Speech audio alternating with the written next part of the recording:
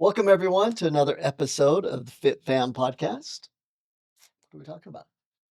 It just doesn't matter. Drink out of any bottle that you want because the newest study shows it just doesn't matter. Maybe. We're going to go a deep dive into that new study. As always, this is Miss Natural Olympia. And this guy right here is Doug the Formulator. And so I didn't say Hilary, huh?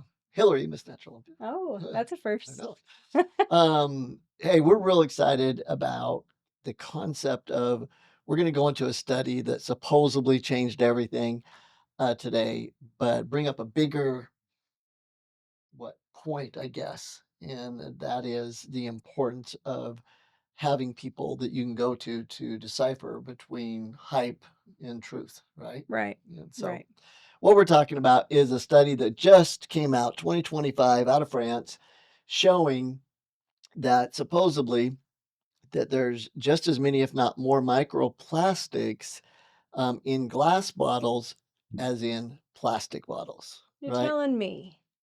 So we're going to play this one up a little bit just so that we can answer that for you. But just in case people have been hiding under a rock, let's set the stage for this because it's all about plastics. And so we don't want to assume that everyone understands how dangerous microplastics are to the body. Right. So everybody that's kind of in this world and been researching for years now has known the damage that microplastics cause within the body. So the big thing was to, instead of using plastics, was to switch to glass, right? That's it. Yeah. And, just to quickly hit that, really go back to that, we know that the average human has a plastic spoonful of plastic in their brain, and that we Of consume plastics. plastics, and that we consume the average of a credit card size amount of plastics per week, and that those plastics are huge endocrine disruptors. They increase dramatically the risk for brain fog and that, like right now, people with dementia, Alzheimer's down the road. So Right. just lay that foundation. But plastics are bad, but Yeah. now the study. Yeah, so the foundation is that we all understand that plastics are harmful. Mhm. So the switch was to glass, but this new study comes out from France and is saying, no, look, it doesn't matter. Even these bottles that were from glass, you're still getting the same amount of microplastics from this as you would a plastic bottle. Right.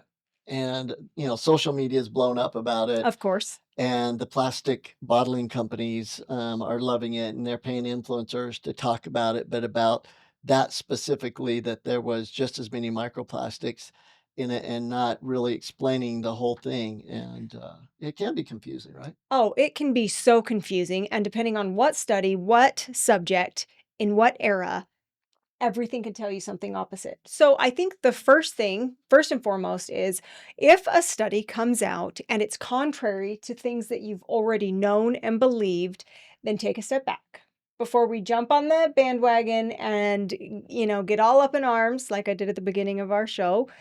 Really take time to figure out what the study actually said. And if you can't do that yourself, then you need somebody in the industry that you can go to that you trust. Right. Importance of a coach. And so let's break this down. You've heard us talk a lot about, and it's my favorite word. And one of my mentors said, Doug, never come to conclusion from one study because there's so many factors involved, right? Who funded the study, how it was done, a whole bunch of things. Always look to multiple studies on a subject that you're going to rest your hat on, right? That you're going Right. to like take down to the grave type situation. And so if you understand that concept, then you'll apply like this study that goes against everything that we had known to all the other studies. And when you do that, it's called a meta-analysis. Meta-analysis means you take the same subject, find all the studies, they hit the exact same parameters that you're looking for, you narrow it down within a certain amount of parameters, and then you see what the big picture is. So it's a meta-analysis is basically a study with a bunch of different studies done. Yeah, exactly. The meta-analysis paper doesn't study anything. Like they don't go out and do the Right. work. They study the other studies. Good way to put it. Good job. So what I Thanks. did is I said, okay, here's this French study. Mhm. So go and take this study and the parameters of it and compare it to studies from all over the world. Okay, that have studied the exact same thing. And it was really interesting. Okay, let's get into it. So bottom line was, is that that was the only study in existence. And I looked at studies in China, America, Italy, Germany, um, 2 in the United States that all had those same parameters, and they all showed that the plastic bottles were much higher than the glass bottles. So we know that there was something going on there. And when we look at it, even within the study, if you pull the study up itself from France, what they even said was, because they were like, holy cow, what's going on? Is they said, we found out that the plastics are coming from the lid. Yeah. And then they're like, okay, well, why in this study versus all the others? And in France, they found out that they actually coat the plastic lids with a paint, and that's what was getting and leaching all of the microplastics into the bottles. Now, was this done with just one type of glass water bottle and cap, or is this something that's done throughout France? Like that's how they do their glass bottles with their caps? Do you know? Yeah, I don't know how they do it through all France, but this was done with one that was from France, So just one specific glass bottle. made in France, water company. And this is why it's important to look at the study in its entirety. Yep, in its entirety. And so when I look at the study, I got real excited because the study actually pointed out something really, really important, but no one wants to talk about it. They want to just take that one little tidbit. And again, the powers that be, it's much cheaper to have plastic to be the bottler for whatever liquids you have than glass. And so they are fine to put millions of dollars into it to have influencers and TikTok and Instagram and everyone talk about this so that people just give up, like, they don't care, right? I'll just get my liquid, whatever that liquid is, or water, juice, beer, anything from any container because it really doesn't matter. That's what they're hoping for, and because the key to have people not care is to create confusion. That's like number one rule in marketing. If someone's going down rules, try to create some confusion so they won't be as consistent and disciplined toward whatever that thing is. So what what we found is that in this situation with all of in the France study that was so cool that's not talked about is that the more processed the liquid was, the more microplastics.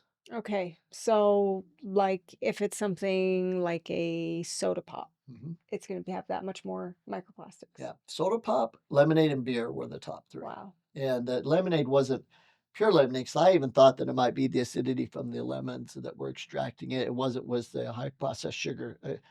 Corn syrup, high fructose corn syrup is a great leacher of Hmm. microplastics, and so the one they tested was one high in high fructose corn syrup. So really, what people should be talking about from the study is simply this: is look, the more you can use glass, stainless steel, copper, even seen some ones lately, the better off you are. And back to the same rule when it comes to food or liquid, the more processed it is, the more damaging it is. And maybe not from the entity itself, but also from the toxins it attracts. And I think that's one thing that we don't think about very often. No, when you said that earlier, it was like kind of like a lightning bolt. Like, oh yeah, I should know that, but for some reason, once you hear it, it's like, okay, that makes sense. Yeah. And You know. it also helps us to understand for years, we didn't know that the processed foods were truly the only culprit that caused a lot of damage. The more processed foods you eat, the fatter you get, the higher your risk of diabetes, heart disease, little signs that go off on your car, but it's in your body like headaches and nausea and energy. All those are just the signs that lead to the disease. We're like, man, how can we make that direct correlation just from the processed food? And we couldn't. We're like, there's some other factor now. And now we know what it is. It's because processed foods, fats, sugars attract toxins. Mm. And it's those added toxins that are attracted from that food, not just the food itself, that is such a damaging factor that now gets us to understand why it's so bad. Why it's so bad when a lot of people would say there's no way it's causing this much damage, just the extra sugar, processed sugars, and fats and those things. But it's because of what they attract and the damage they cause. Okay, so it does matter. Drink from glass, Glass, stainless steel. stainless steel. Um, what have you done in the home to Well, help with that. one of the things that we've tried to do is eliminate plastic containers when we meal prep or put leftovers in the refrigerator. We try to make them all glass. So That's a huge one. yeah, and then we've eliminated all of our plastic cups and all of our flatware to glass. And going back to that lawsuit that was happening with Ziploc bags, because Ziploc company knew that either freezing or heating the plastic caused the microplastics to be leaked. But yet they said that's what you could use those bags for, and that's why they're in so much trouble. But that's a good point that you think, well, the refrigerator, is it that big of a deal? But that's one of the reasons you've switched everything out in the home, because it is a big deal. Is any extreme in temperature, one way or the other, will leach the plastics out. And again, this is one part of your health journey, right? Is it more important than the mindset and being ultra focused on a goal to be healthy and the reasons behind that? No. Is it more important than overall nutrition, how many calories you take in and all that? Yeah, that's actually one of our favorite things to discuss, honestly, is how sometimes we get so caught up on one aspect of, a study or something that we know to be true that we forget, and the whole point is our health. And so if we're going, I'm going to eliminate all of the plastics, which is a great thing to do. I'm not saying don't do it, but we also are going to eat at McDonald's every day. There are firsts. There are Sure. things that should take priority in your health. And that's a good point, because we've had multiple podcasts on this. And so a lot of people think that we're mainly about plastics. Well, really, what it is for us is it was a aha moment for people, especially that are already have the right mindset. They're eating healthy, they're exercising, they're taking their supplements, right? Mhm. And yet they're still having endocrine problems, right? Testosterone, estrogen issues. They're still having a lot of the brain fog and that. And for a lot of people, this is that missing piece of the puzzle, Mhm. but the other pieces are bigger. So please take into context what we're talking about. We're really talking about getting more of that high performance, being able to protect the body so that you don't have disease come as soon, hopefully ever in your life, And and understand the importance of studies coming out and what the world will do to kind of change the narrative, to make chaos, to make you confused so that you don't stick to a plan. I love that. Love that. And so that was kind of quick. I wanted to switch gears to one other thing that got me going a little bit lately. Can we do that? This is so odd. And let us know. We usually stick to one subject, but I kind of like the concept of like, here's a little pop-up subject that just got going. So we're gonna play this for you, and it's really more for me. I think you'd get more worked up, but I think I got more worked up on this. And it just comes to a lot of people feeling that in order to achieve the body shape that they want, and you ask them, what is your ultimate body shape? We ask every client, what's your health identity trait? What do you want to look like if possible? And we'll let them know, well, that's possible or not. But what is your ultimate look? And many times it's a very, for the women, shapely figure that does have muscle, but it's not giant, right? It's just lean, strong, and nice shapely figure. And then you go and you look at social media a lot where it portrays that all you have to do is cut calories and do a little Pilates or certain movements, what do you want to call them, without weight type thing, and you're going to accomplish that goal. And let me just play this. Okay. Yep, and that's why I did it for Kim. So you're going to start with that move we did in the warm-up. You turn the wrists so they're open. And what are your favorite things to do? Biceps. Yeah, she says it sincerely. I'd like to point out this looks like it's done years ago. In. Good. And squeeze. I don't care how many years ago it was done. Nice. Well, she's probably learned from Significantly bigger them. than when we started this. Muscles significantly bigger. 3.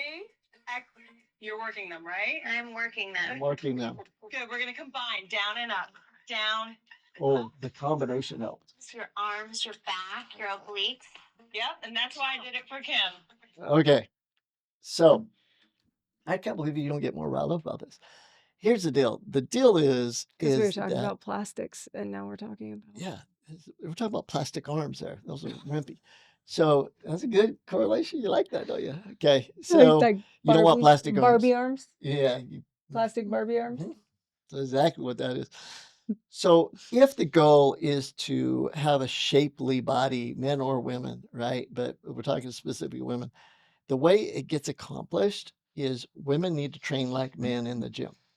There is Yeah. no way around this So, bad boy. time out. What does that mean? That means that if you're going to build shapely muscle, whether you are a male or a female, you have to lift heavy.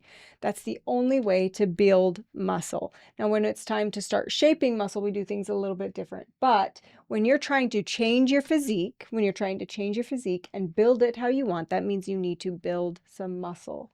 And creating like an hourglass shape, which is the preference for a lot of women that we speak to, it means that you're going to need to build your shoulders, and you're going to need to have really strong quads, glutes, hamstrings, which means you're going to have to use a lot of weight. And for most women, more weight than you think.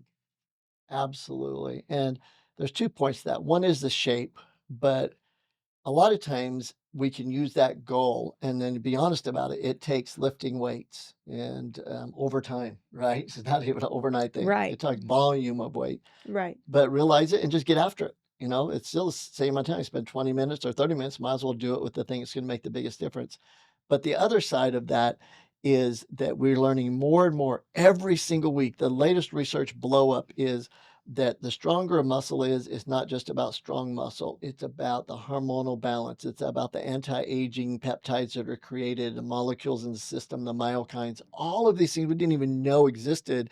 We're finding out is coming from muscle. And the latest study on longevity showed that two of the biggest factors for longevity to guarantee you're going to live a long life, not the size of the muscle, okay, not at all, but the strength of the muscle, to have strong quads and grip strength, right? So your grip strength and your quadricep, one of the largest muscle in the body, strength determines your longevity. And there's just so many factors involved with that, from mobility and, falling and breaking your hip and all this stuff, but so much more than that with hormones and balance and immunity.